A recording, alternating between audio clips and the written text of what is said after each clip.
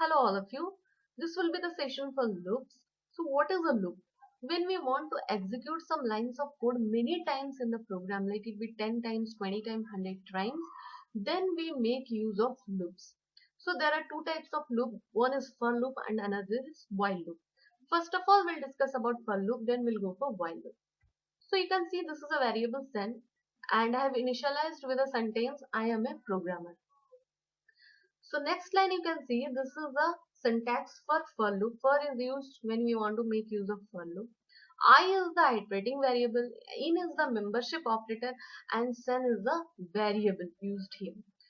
So what in will do, in will make this I iterating variable to iterate inside the variable sen.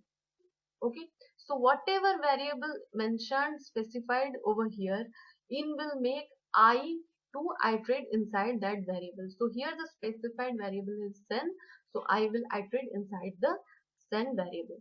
After that there is a print statement. So what it will print? Whatever the I value it will print. So first of all, each time the loop will iterate, the I value will be incrementing. So when I run this program, you can see the I will be iterating inside the sentence variable starting from I till the end, and you can see the output after the execution. The output is I am a program, right? Okay, so this is a simple use of for loop. Next, you can see next use of for loop is this is a program to print table of a number. Okay, so you can see first of all I have taken a data type list. Okay, list is a data type in Python. Those who do not know about data type, please refer my data type tutorial. So list is a data type in Python, and inside list I have taken the numbers 1 to 9. Okay, then n is a variable, assigned it the number 8. Okay, so basically here I will be printing the table 8. After that I have taken a for loop. Okay, so for I, this is the iterating variable. It will make iterate the variable I inside the specified variable over here. The specified data type over here is list. Okay, so I will iterate inside the list. And the next line is there is a variable c, and c is initialized to n multiplied with I. So n I have taken 8, n value will be always remain 8 multiplied with I. So first of all, when the for loop will start, initially I value will be the starting value of list. So I value will be 1. Okay. So n is 8 multiplied with 1. So 8 multiplied with 1 will give you 8. So inside C there will be 8. So when I will go for a printing statement with C, it will print me 8. Okay. When the next time the loop will iterate, I will go to the next value inside list, that is 2. Okay. So again the multiplication takes place. N is 8 multiplied with 2, it will give me, so there will be 16 inside C. When I try to print it, it will give me 16. Again in the next iteration I value will be 3. Okay, so it will give me 24. So in this way, with the single use of this c is equal to n into I, with a single use of these two sentence inside the for loop, I can print the whole table. Okay, you can see the 8 table is totally printed. Okay, now let's move ahead. Okay, so range. So what is a range? This is a very essential function in Python. You will make use of it many times if you want. So it is a function generating sequence of number. Okay, range is a function generating sequence of number. So this is a syntax of range. Range, there are three parameters inside the range. First is start, stop, and your step size. So start is the beginning of any iteration, stop is the end, and step size. Okay, what is the step size? Step size means the number it will increment. So we'll understand it in detail inside this program. Okay, you can see number I have taken 44 and I have taken a for loop. Okay, and the for loop the iteration variable I will iterate inside this range function. What is the range function? Range function, the parameters of range function, starting is 1, stop is 11, and the step size is 1. Okay, so when the step size will 1, so the increment will be like 1, 2, 3, 4, 5, 6. There will be one increment. Okay, and when the step size will be 2, there will be the 2 increments. So step size generally used to make the increment you want. If I want just a one increment, I will write it 1. If I want more increments, then I will give it 2, 3, 4, whatever I want. So here you can see I have taken a variable multiplied mul and I have initialized mul with number multiplied with I. So number value is 44, which will always remain same, multiplied with I. Okay, initially I will be the range starting value is 1, so initially the I value will be 1. Here basically I will print the table 44. Okay, after that there is a print statement. What it will print? It will print the number. Okay, the number value will always be 44. This is a string inside the double quote. It will print this simply. After that I value will be changing. Okay, each iteration I value will be like I will a value will be changing from I1 to 10 because the stop size is 11, so it will iterate whatever the stop size you will give, it will iterate 1 minus. So if the stop size is 11, it will iterate till 10. So I will each time I value will be 1 to changing from 1 to 3 4 up to 10. This is a string equal to, it will just print finally the mul value each time the I will iterate. So you can see over here, like first of all, the value, the output is 44 into 1. Okay, 44. Next, in the next iteration, I value will be 1 incremented because the step size is 1. So it will be 1 incremented. If you give the step size 2, so next time the I value will be incremented to 3. Okay, but as the step size is 1, it will incremented to 1. So next the I value will be 2. Okay, so 44 into 2, it will give you 88. Again the I value will be incrementing 3, so up to 10 it will iterate. So you can see the total 44 table is printed. So this is a way, with the help of range function you can also print the table. So when range is a very essential function in Python, you'll make it if you go for hard code in Python, any advanced coding, mostly there will be use of range functions. So next is nested loop. So what is a nested loop? Okay. So when we use a loop inside another loop, we call it as nested loop. So you can see this is a for loop. Okay, the first line, this is a for loop, and inside for loop another for loop is present. Okay, this type of situation is called as your nested loop. I mean a loop inside a loop. So basically here I have taken the rows equal to 10. I mean the first for loop is used to print the rows.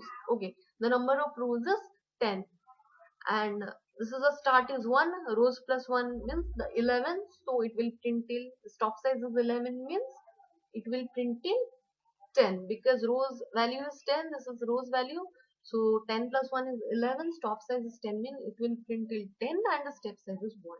So the first for loop is used to print the rows value. Okay, and the second for loop is used to print the range value. Okay, so you can see that initially I will be 1. Okay, when it comes to the next for loop, j in range of I, initially I value is 1. Okay, so the range is 1.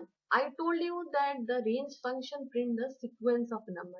So initially the range of I is 1. So what it will print? It will, the sequence of number, it will print as just a single number. So next you can see when I'll go for a print statement, print I. What is the value of, initially the value of I is 1. So it will print me 1. Okay.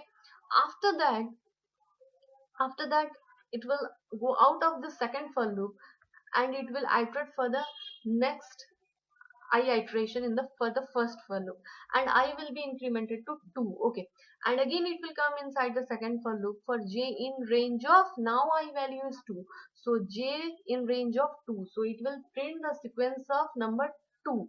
Okay, 2 times it will print because the range of 2. Okay, range value is 2. So now we'll go for a print statement, print I. Now what is the I value in the second iteration? Obviously the I value is 2. Okay, so it will print me 2. Okay, again in the next iteration I value will be incremented once, I value will be 3. So the range, next it will come to the second for loop and the range is 3. So it will print me the range is 3 times the number value I. So it is printing me 333. So in this way the for loop will continue, right? So if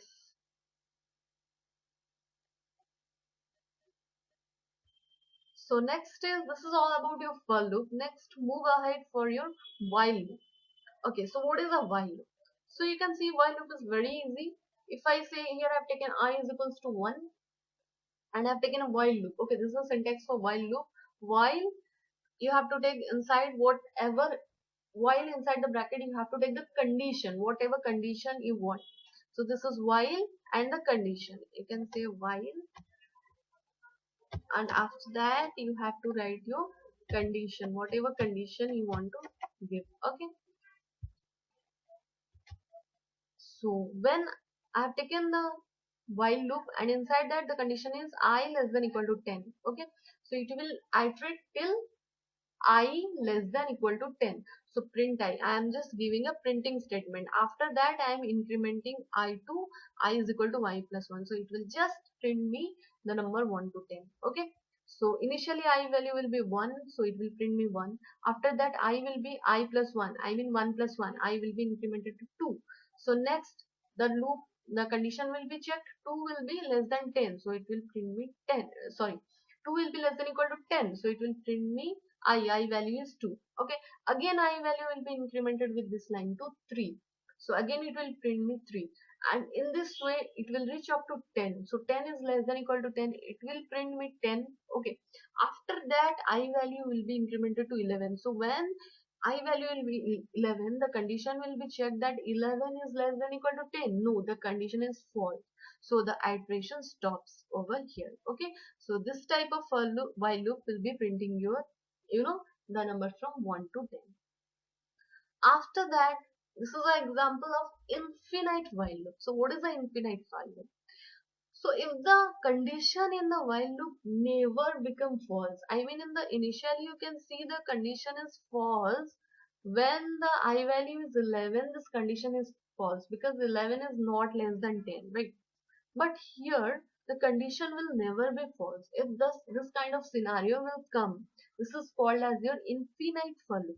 So if I put while and inside the condition I'll put 1, then this is the condition of always true.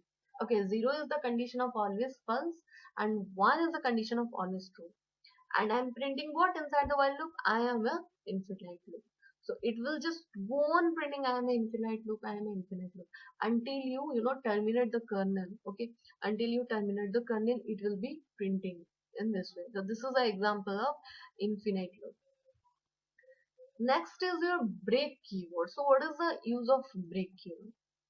Here you can see I have taken a variable sen, inside that I have taken a string programmers. Okay, I have taken a for loop for I will iterate inside the sentence variable I in send, and I have taken a if condition if I is equals to 0, means if I value will be 0, if I value will be 0, then break. Okay, so what happens, and after that there is a print of I. So what happened, what is the output over here? You can see it is printing me P and R. After that no output is there. Why? Because first of all, for I equal to, this is a for loop, so it will start iterating from the character P. Initially the I value will be P and P is not equal to O, so it will print I. Then the character is, it will iterate, the next character is R, it will iterate. So R is also not equal to O, so it will go on printing. Then the next character is your O, right? So O is equals to your O. And if this condition is true, then it will go for a break. Okay. If it will go for a break, then what it will do, it will just, the break statement what is do, it does the, the current control of the execution, it makes out of the for loop. The current control execution is inside the for loop. When it will find a break statement, it will make the current execution fully out of this for loop. It will go to the beginning of the for loop. I mean the control will move out of the for loop. So if we want the for loop to break in a specified condition, at that time we'll write the condition inside the for loop, and will make the break statement. So I want that whenever a O character will be found, then the looping will stop. Okay, the loop will not go till the end of the characters, that is the programmer's escape. I do not want. I want whenever there will be O, the loop should break. So this is the, when I use this condition and the break statement, it will help me to get out of the loop. So when we want to come out of the loop at a specified condition, we'll make use of the break statement. Okay, next is your continue keyword. So what is the continue? It is used to bring control of the program to beginning, okay, of the loop. So you can see this is a variable sentence I have taken. For again I have taken a for loop, and I have taken if I is equals to m. Okay, continue. So what is the difference between break and continue? You can notice over here. So you can see that the iteration will start from the character p. Okay, then the next, first of all, if it will come inside the for loop, the condition is not p is not equal to m, so it will continue and it will print your p. Then again it will print your r. Okay, again it will print your o. You can see printing o. You can see also printing g. Right. So what's the difference? Okay, you can see that the when I will go till m, okay, when m I will be equal to m, it will not, it will just make use of when this m I value will be equal to m, it will execute this continue statement. Okay, you can see there is no, the m character is not printed over here, everything else is printed. But when this condition will be true, it will not make the execution, the current control make out of the for loop. It will just continue executing the next iteration. For example, m, when it will find the m character, it will not print anything, it will continue the execution, it will iterate to the next character. So next character is also m, so it will also not print it. Again it will continue the execution to e. Next e, it is finding that e is not equal to m, so it will print. So you can see everything is printed except the m character. Okay, so this is the difference between continue and break. Continue will continue the current execution of the program inside the for loop, but break will just, when the break statement will found, it will just make the current execution out of the for loop. Okay, this is the difference. So this is all about today's session. Next session will be starting the another tutorial of Python. Okay, so if you like this session, just do subscribe to the channel and like the videos, and you can share with your friends too. Thank you all. Thanks for watching.